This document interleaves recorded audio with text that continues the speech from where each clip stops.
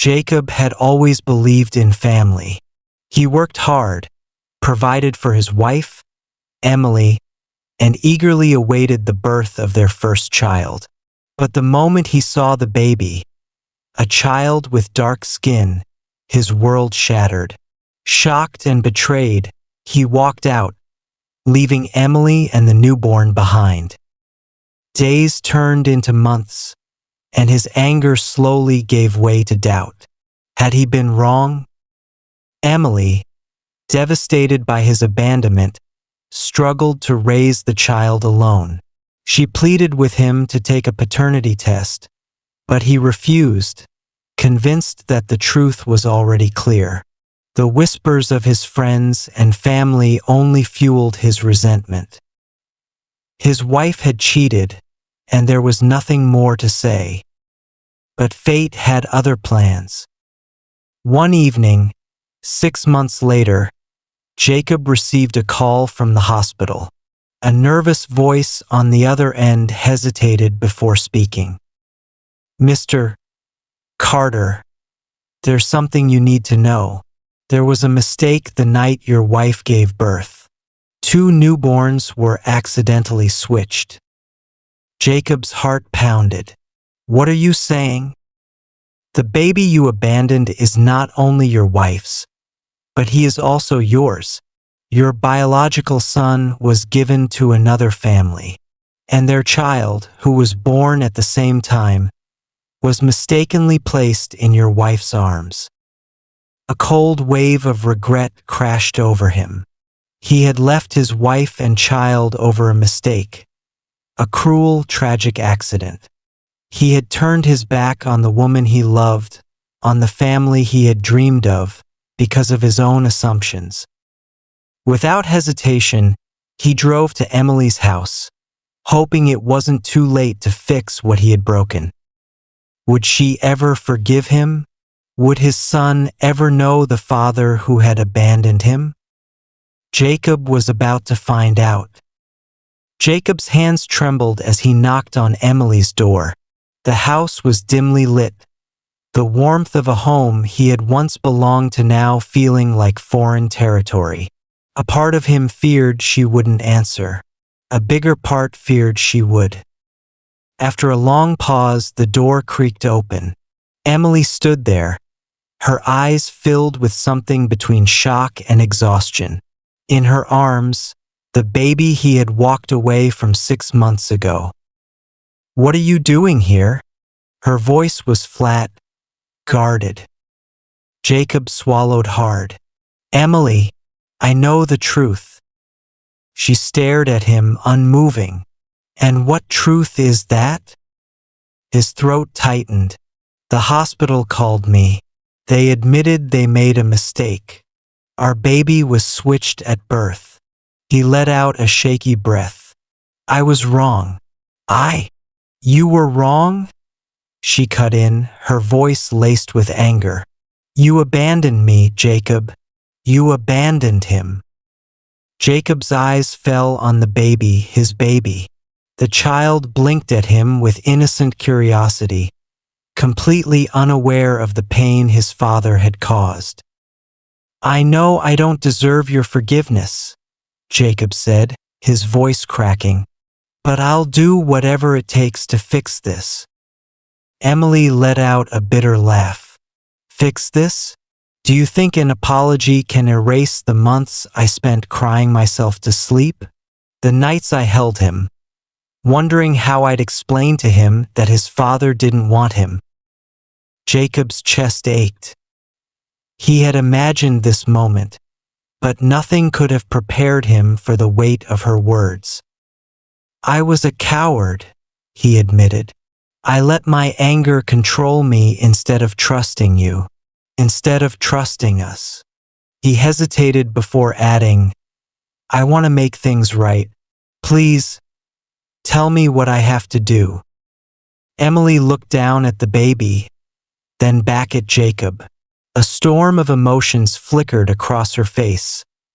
Anger, sadness, doubt. Finally, she sighed. "The other family deserves to know the truth too. We need to get our real son back. Jacob nodded. I'll do whatever it takes.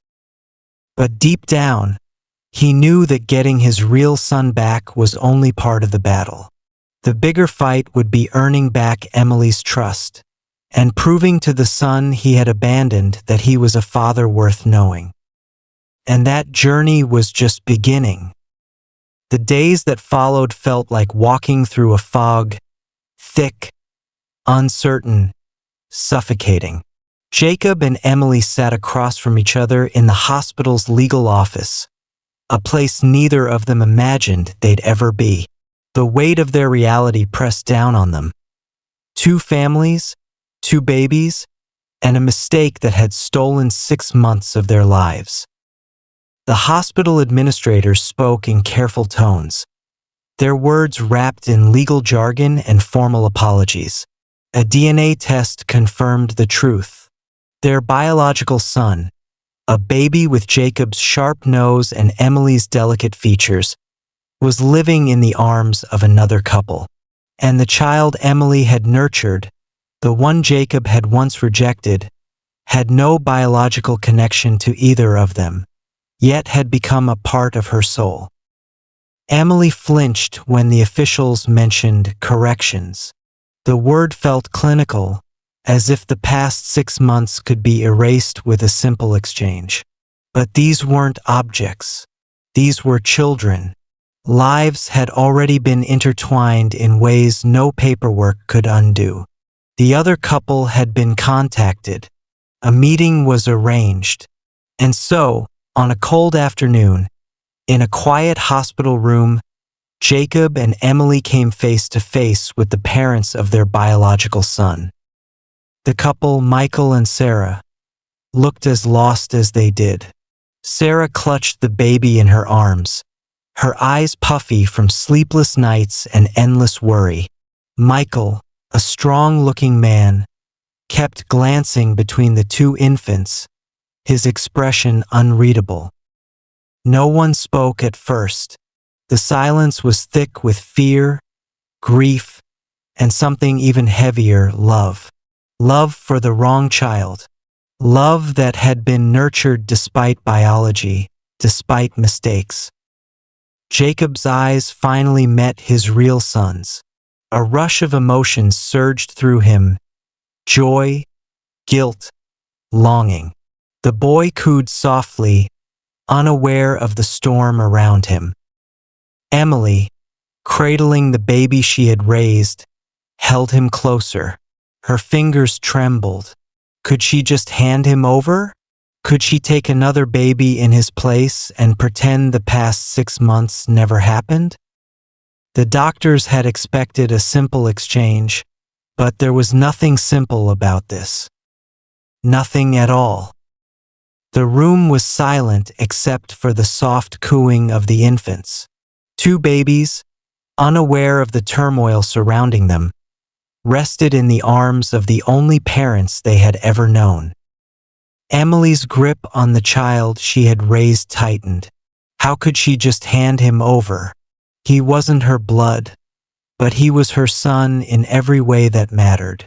She had soothed his cries at night, traced the curve of his tiny fingers, memorized the sound of his laughter. Letting him go felt like tearing out a piece of her soul. Across from her, Sarah felt the same agony. The baby in her arms, their real son, had been loved, cherished, cradled against her heart for half a year. How could biology suddenly rewrite the bond they had formed? The hospital expected a simple correction, but love was never that simple. Jacob, standing beside Emily, felt the weight of his past mistakes pressing against his chest.